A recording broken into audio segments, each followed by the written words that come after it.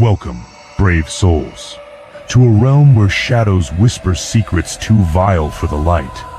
I'm here to unravel tales so chilling that your skin will crawl long after the silence falls.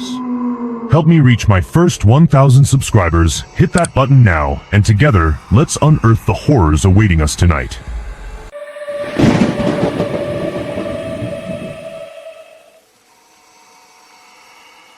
It's a rainy evening in Crescent Pines, and I, Jonah Wells, am just finishing up my shift at the bookstore.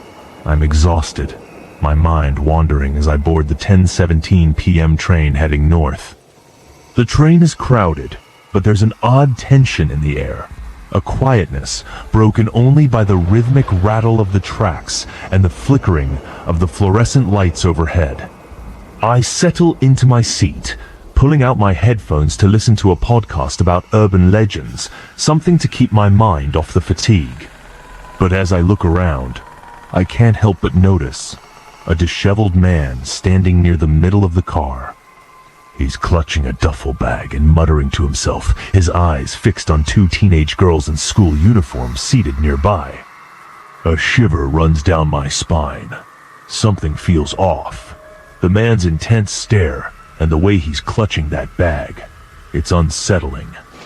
I try to focus on my podcast, but the man's presence is like a dark cloud hanging over the train, making it hard to ignore the growing sense of unease. As the train continues its journey, the atmosphere inside becomes even more charged. I can't shake the feeling that tonight, on this last train home, something is about to go terribly wrong. As the train enters the Old Gate Tunnel, everything goes dark. The power cuts out and the train grinds to a sudden halt. My heart races. This tunnel has always been the stuff of urban legends, stories of ghosts and vanishings whispered among the locals. In the pitch blackness, three of us step forward. Mason, an off-duty security guard with a steady presence. Theo, a software engineer who's always cool under pressure. And me, Jonah, the bookseller who's now regretting tuning into that podcast. We move toward Reed Carrick, the man who's been unsettling everyone since we boarded. "Back off, man," Mason commands, his voice firm. But Carrick just smiles. A cold smile that scared me. He reaches into his duffel bag and pulls out an ancient-looking blade, the metal glinting ominously in the dim light filtering through the tunnel. "You're all marked," Carrick declares, his voice dripping with menace. "The ritual has begun." Before any of us can react, a strange thing happens. Everyone's phones start buzzing and chiming all at once, filling the air with an eerie cacophony. It's as if the very atmosphere is charged with an unseen force, and I can't shake the feeling that we're all part of something much bigger and darker than a simple subway ride home. The train car is bathed in the eerie glow of red emergency lights, casting long shadows across the floor. Carrick's eyes gleam with a wild fury as he lunges at us. It all happens so fast. Mason tries to shield us, but Carrick's blade finds its mark, stabbing him in the stomach. Mason grunts in pain, clutching his side as he staggers back. I can see the blood seeping through his fingers. Theo, always quick on his feet, jumps in to wrestle Carrick to the ground. But Carrick is stronger than he looks, and in a swift motion, he slashes Theo's throat.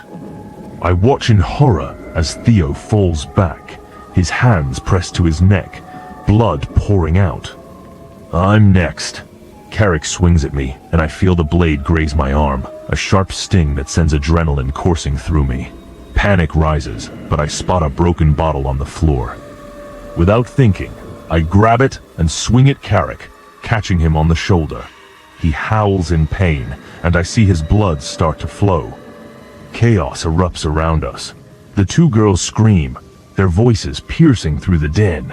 The other passengers panic, some trying to help, others just trying to get away. It's a scene straight out of a nightmare, and I'm right in the middle of it, fighting for my life and the lives of those around me. The train finally grinds to a stop at the next station, and the emergency team rushes in. Carrick, seeing his chance, tries to make a break for it, but he doesn't get far.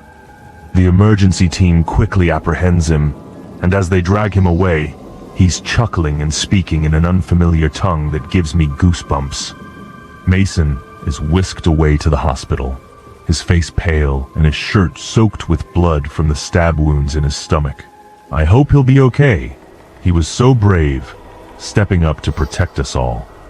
I'm still in a daze, my mind reeling from the chaos, but something catches my eye. The broken amulet that Carrick threw at the girl's feet, it's dissolving in his blood, right there on the train floor. And the air around us is filled with a strange static, like the world itself is buzzing with unseen energy. In a whisper, almost to myself, I mutter, "This fits the pattern from the 83 disappearance. It's a connection I can't ignore. A piece of the puzzle that's been nagging at me since I started listening to those urban legend podcasts." As the emergency team secures the scene and tends to the injured, I can't shake the feeling that we've just disrupted something much larger and darker than any of us could have imagined. The ritual, whatever it was, has been broken for now. A few weeks have passed since that night on the train, and my health has finally stabilized. I'm still haunted by what happened, but I need to talk it out, so I head over to Theo's house. We sit down to share our experiences, trying to piece together the madness we went through. As we're talking, Theo's mom, Mrs. Luke, joins us. She's a retired lawyer, and she's got this look in her eye like she knows something big. She tells us about her old research into unexplained disappearances linked to the subway tunnels, especially the Old Gate model. My ears perk up. This is exactly the kind of stuff I've been diving into with those urban legend podcasts. Theo and I start digging through old files she kept from her days as a lawyer. We find profiles of similar attackers over the decades, all connected to subway blackouts. It's like a pattern, a dark thread running through time. The more we read, the clearer it becomes that Carrick isn't just some random lunatic. He's part of something much bigger. After a while of sifting through the documents, we uncover stories directly related to Carrick.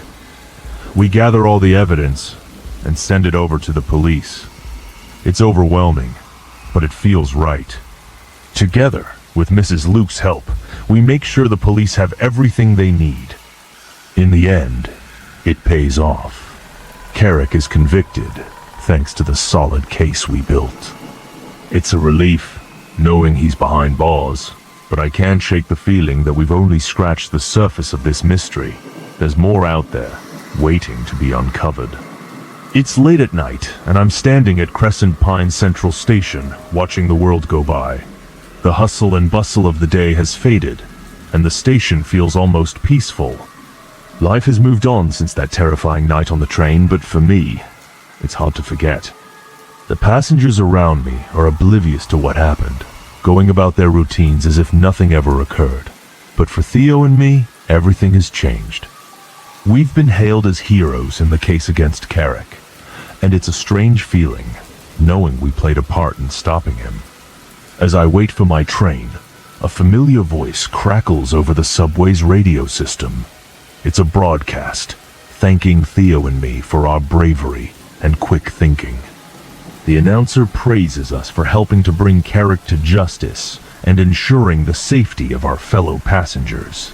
I can't help but feel a swell of pride mixed with a lingering unease. The train pulls into the station, and I board, finding a seat near the window. As the train starts to move, I look out at the city, wondering if there are more mysteries out there, waiting to be uncovered. For now, though, I'm just grateful that life has returned to normal, or as normal as it can be after everything we've been through.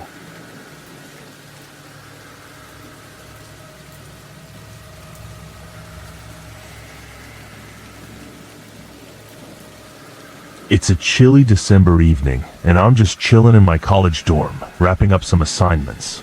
My phone buzzes. It's a message from Julian, my classmate. His folks are out of town on some business trip, so he's stuck at his uncle's remote country house. Now he's begging me to come pick him up for a secret party. I mean, who can say no to that, right? So, I hop on my bike, the cold air biting at my cheeks as I leave the comfort of the city lights behind. The streets get quieter, the darkness heavier, but I am all in for this little adventure. Julian's counting on me, and honestly, it's a break from the usual grind. As I pedal further into the night, the anticipation of what lies ahead mixes with the thrill of the cold ride. Let's see where this night takes us. So, I'm following these sketchy directions from Julian, hoping this shortcut will get me to his uncle's place faster. But as I turn onto this dark forest road, things start to feel off. The road's twisty and narrow, and without any streetlights, it's like I'm pedaling through a black void. The cold is biting harder now, and I start to wonder if I'm just going in circles. Finally, I reach a fork in the road and decide to stop. There, standing out in the dim moonlight, is this old house with a red door that looks like it's seen better days. It's the kind of place you'd see in a spooky movie, all abandoned and eerie. I pull out my phone to call Julian, but before I can hit dial, something catches my eye. Behind the curtains of what should be an empty house, I see a shadow move. It's quick, just a flicker, but it's enough to send a chill down my spine. What's going on in there? I'm not sure I want to find out, but curiosity's got the better of me.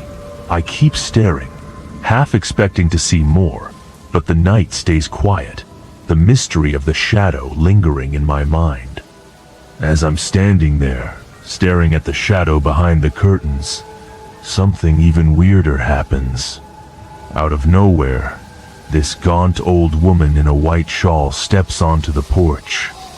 She's just standing there, her eyes closed and hands clasped like she's deep in prayer. Her lips are moving so fast, they're almost a blur, and she's whispering at this frantic pace.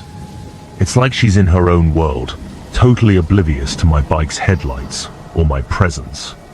I'm still on the phone with Julian, and he asks if the house I'm at has a red door. When I tell him it does, he goes quiet for a second. Then, in a hushed tone, he tells me that the woman who died there just a few weeks ago was still hanging around. My heart skips a beat. Is this woman in the white shawl the same one who passed away? The thought sends shivers down my spine, and I can't help but feel like I've stumbled into something way over my head. After seeing that eerie woman, I didn't waste a second. I picked up Julian in a total state of panic, and we just bolted from that creepy house. We were riding away like the wind, the cold air whipping past us, as we tried to put as much distance between us and that place as possible. Just when I thought the fear was starting to fade, something bizarre happened. I felt this weight settle on the back seat of my bike. Then, a cold hand wrapped around my waist. My heart nearly stopped. I quickly glanced in the rearview mirror, and there she was, the woman in the white shawl. Her neck was twisted at this impossible angle, and she was smiling at me, her eyes unblinking. It was like something out of a nightmare. Then, just as suddenly as she appeared, she vanished. But the weirdness didn't stop there. My bike started to slow down, as if someone had lightly applied the brakes. The thing is, my hands were nowhere near them. It was like she was still there, messing with my ride even after she disappeared. That chill I felt, it wasn't just from the cold night air anymore. We finally made it to Julian's uncle's house, and I could see the horror written all over his face. He was pale, like he'd seen a ghost, which, I guess, he kind of had. He started spilling everything, saying his uncle had been talking to someone he called Lena, his late wife, long before she even passed away. It was like his uncle was living in his own world, chatting with a ghost. Then, Julian led me to this old photo album, and there she was, Lena, the woman I saw back at that creepy house. It was her, no doubt about it. The same gaunt face, the same intense look in her eyes. Julian told me she had amnesia and was obsessed with praying to return to her body. It all clicked into place. The woman in the white shawl, the prayers, the way she looked at me. It was all because she was trying to come back. Back in my room, I finally had a moment to sit and process everything that happened. My mind was racing, so I decided to check the ride-hailing app's route log from that night. As I scrolled through, I noticed an audio glitch during the ride. Curious, I played it back, and there it was, faint whispers that matched the prayer Julian had mentioned his uncle hearing. It was Lena's voice, no doubt about it. The chills returned as I listened to her desperate pleas echoing through my phone. I couldn't shake the feeling that this was bigger than just a personal encounter, so I hopped online and started digging. Before long, I stumbled upon forums buzzing with similar stories. People were talking about the same road, the same house with the red door. Then, someone posted an old dashcam video from years ago. There she was, the same woman in the white shawl, standing by the road, her hands clasped in prayer. It was eerie, how everything lined up.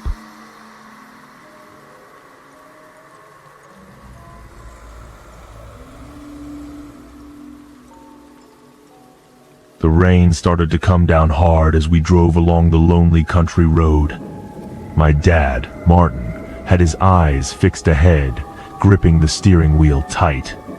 We were escaping, not just the storm, but the chaos back home after a heated argument with Mom. She was grieving, and I, Chloe, felt like I was walking on eggshells around her. Dad thought a getaway would help us both breathe. As lightning split the sky, Dad spotted a flickering neon sign, "The Pine Rest Inn."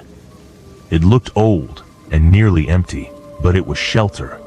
We dashed inside, soaked to the bone. The lobby was dimly lit, with a musty smell that clung to the air. An elderly woman sat behind the front desk, her eyes sharp and unwelcoming. "Room 9, she said, handing us the key. Her voice was raspy, like she hadn't spoken in a while. She then looked straight at me and added sternly, "Don't wander around." It felt odd, almost like a warning.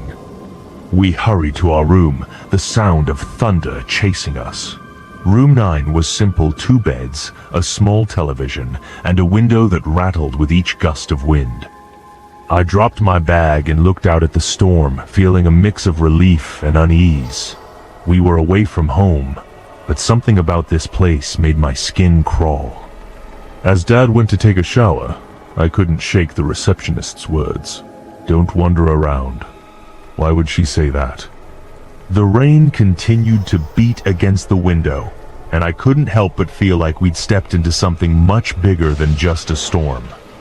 The sound of the shower running was the only thing breaking the silence in room 9. I sat on the bed, trying to distract myself with a book, but the rain drumming against the window kept pulling my attention away. That's when I saw her. A pale woman stood near the window, her face hidden in shadow. Her long braid hung down to her chest, swaying slightly as if caught in a breeze that wasn't there. I froze, staring at her, my heart pounding in my chest. Then, slowly, she lifted her braid and wrapped it around her neck like a noose. My breath caught as she began to tighten it, her movements eerily deliberate. I wanted to scream, to run, but I was glued to the spot.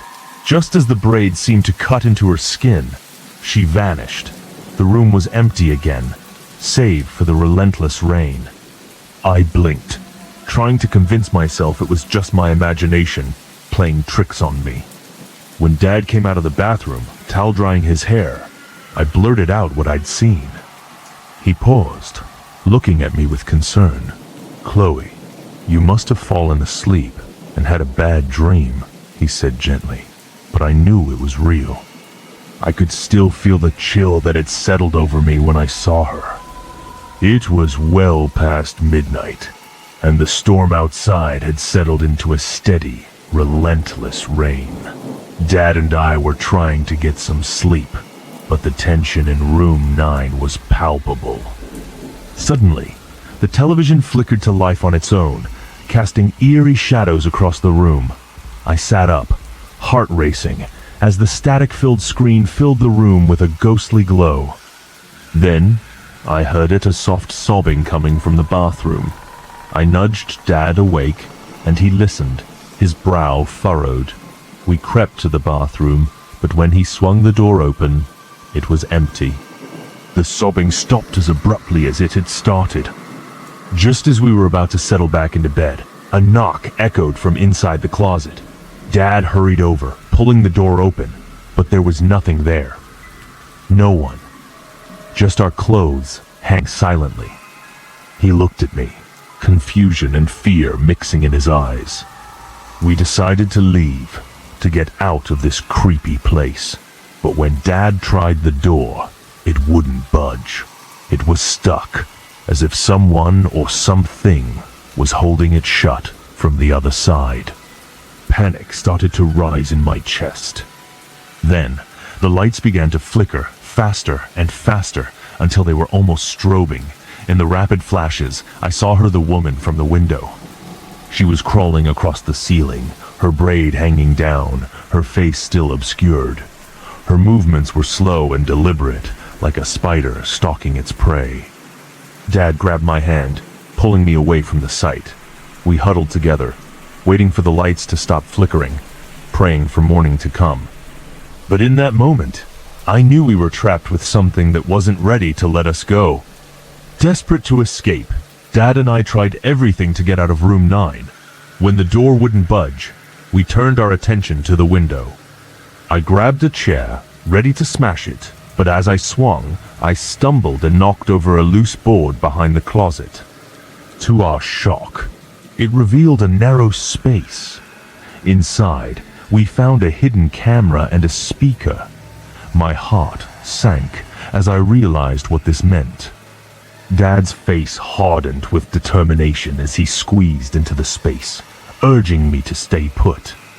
He disappeared into the darkness, and I waited, my nerves on edge.